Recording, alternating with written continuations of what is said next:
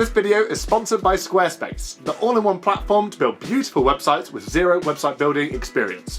So a few videos ago we showed you how to make a recycled plastic beam. In this video we thought we'd go one step further and make an entire sheet. If this works, it's going to be super handy since proper sheet press machines can cost tens of thousands of pounds. We're using a combination of plywood and aluminium angle to assemble the mould so that we can use this again and again.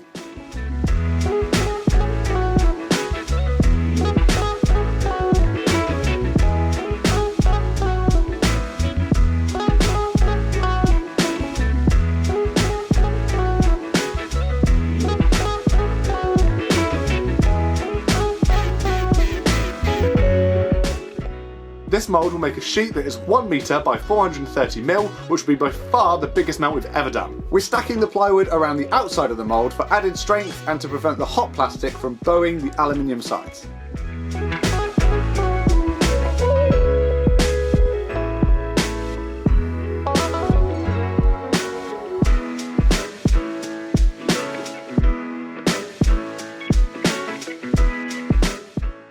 If you've seen any of our videos before, you may notice that we're working in a different space. So this is our brand new workshop, but it is still a little bit of a construction site as we're still moving in. We'll be sure to show you all around once we're fully set up. After we finished the mould, we made a lid out of 2 sheets of 18mm plywood to fit snugly in place. Now we're actually going to be using our brand new hydraulic press, which has 10 times the amount of pressure than our DIY 2-ton press that we made ourselves. But the main reason we got it is because it has a wider bed, meaning that we can make bigger slabs. And because this press has so much more power, we reinforced both the top and bottom of the mould with some scrap steel box section. But if you're planning on doing this with just clamps, you could probably skip this step altogether. Lastly, we added a few coats of spray varnish just to stop the plastic sticking to the mould.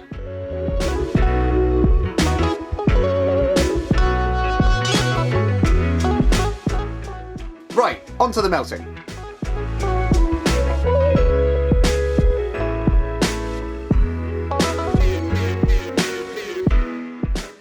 For this project, we're going to go with a mixture of blue and green with a little bit of white thrown in there as well.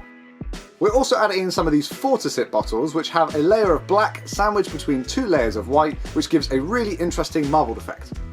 We've worked out to get a recycled plastic sheet that is about 18mm thick, and we need about 7 kilograms in total. We went over how to calculate volumes of plastic in our HDPE beam video if you want to find out more. To melt this, we're laying the plastic face up to avoid any trapped air pockets on our second-hand panini presses.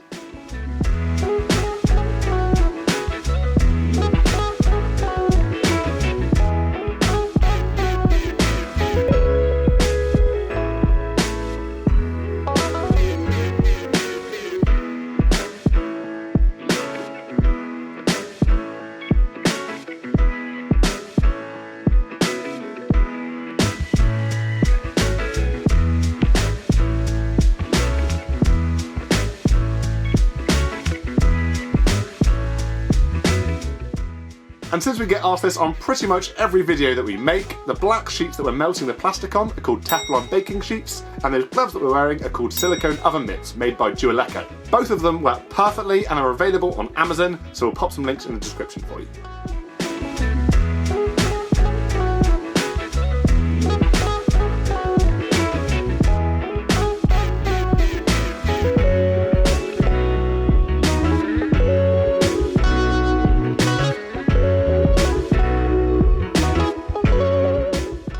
We're using our ovens to keep the mass of plastic hot while we work on the next batch.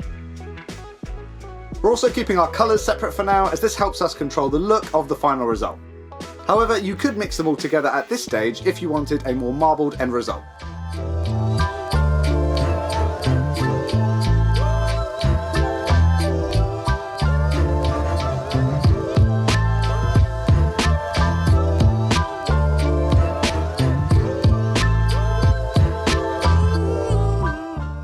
The benefit of there being 2 of us in the workshop is that we can melt plastic twice as quick.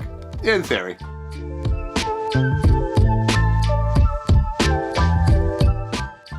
Another question that comes up a lot with our projects is whether the power used to melt the plastic offsets the positive impact of recycling. In general, low temperature melting of plastic is by far the most energy efficient way of recycling. However, on larger projects like this that take a lot of time, this could of course be reduced somewhat. To make sure everything that we're doing is worthwhile, all of the energy that is used in our workshop comes from 100% renewable sources. If you live in the UK, we'd recommend checking out Octopus Energy and their super green tariff. And no, we are not sponsored by them.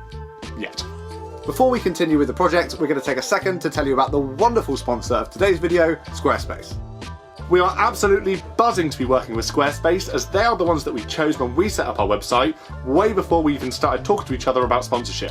One of the deciding factors for us back when we were choosing our website provider was how easy it would be to create a really good looking website. Since what we're all about is making content, we want to make sure that our website does it justice. And Squarespace's templates and galleries are super easy to use and fully customizable to make your website look exactly how you want. We found that going into making a website is quite an intimidating process, as we've never done it before. But Squarespace's platform is super intuitive, and even things like image resizing are done automatically, meaning it looks great straight away. One of the main pages on our website is our online shop, and again, Squarespace's e-commerce options allowed us to build the exact store that we wanted. We can't recommend Squarespace enough, so if you're looking to set up a website anytime soon, head over to squarespace.com/brothersmake, and to get 10% off your first purchase, use code BROTHERSMAKE. A massive thank you to Squarespace for sponsoring our video. Let's get back to melting. In our DIY beam video, we asked you guys for some tips on how we could speed up this process, and a great idea you came up with was to use an extrusion machine. So to speed up the process massively, we listened to you wise old bunch, and we shredded the remaining 6 kilograms of plastic before running it through our Plasticpreneur extruder.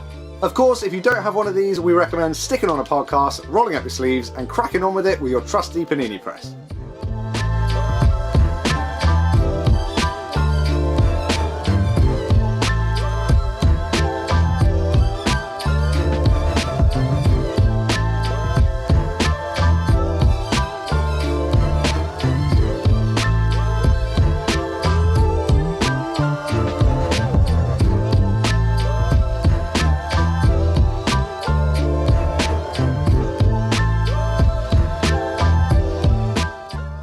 The extrusion machine forces the plastic through the heating barrel and out of the nozzle in a continuous stream.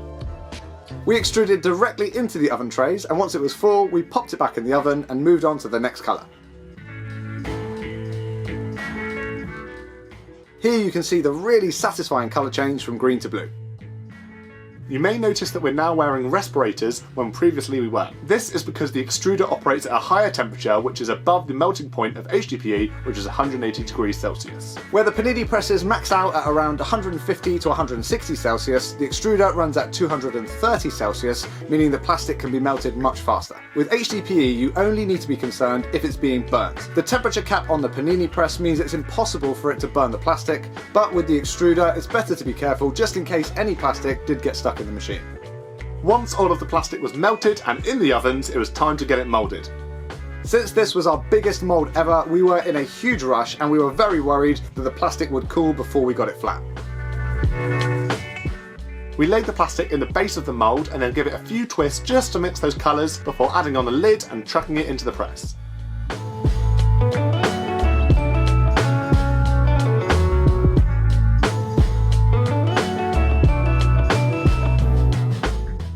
We also added some clamps to the ends of the mould to try and keep consistent pressure across the whole sheet.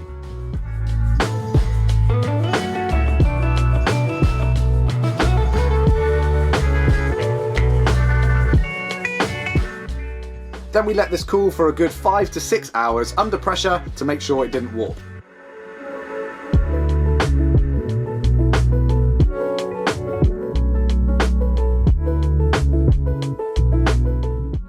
So then it was the big moment of truth, and we were really nervous about this, but of course it turned out we had no need to be.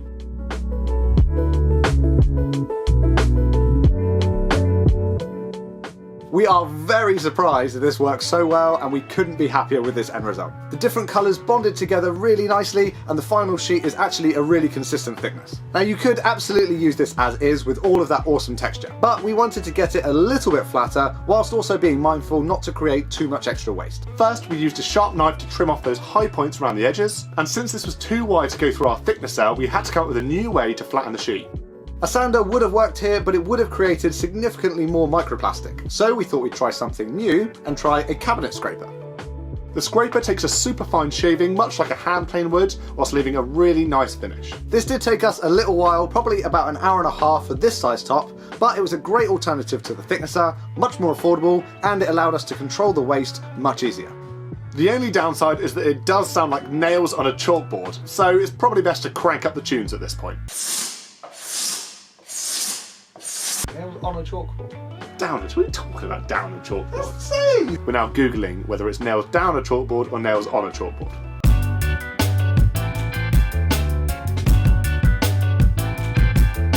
Apparently it's nails on a chalkboard. Nails on a chalkboard. Thank you.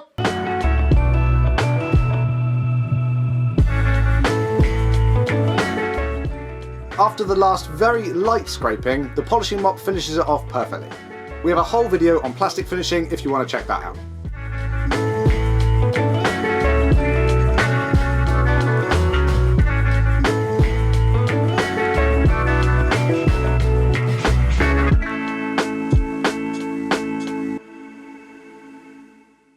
Right, that is the tabletop now finished, so we are going to go chuck on some legs and show you how this whole thing looks.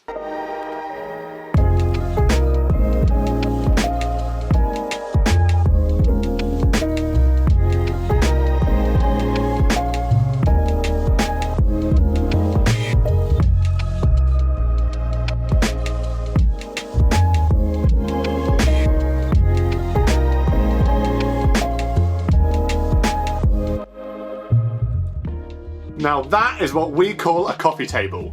This is 100% one of our favourite recycled plastic projects we have ever made. We wanted the top to be the star of the show, so we just added some clean and simple hairpin legs. Because the top ended up around 15mm thick, it is a little bit too thin to screw into. Plus, it does need some reinforcement. But we're very much up against the clock on this one, so for now we've just added a piece of ply with some heavy bevels to make it blend in.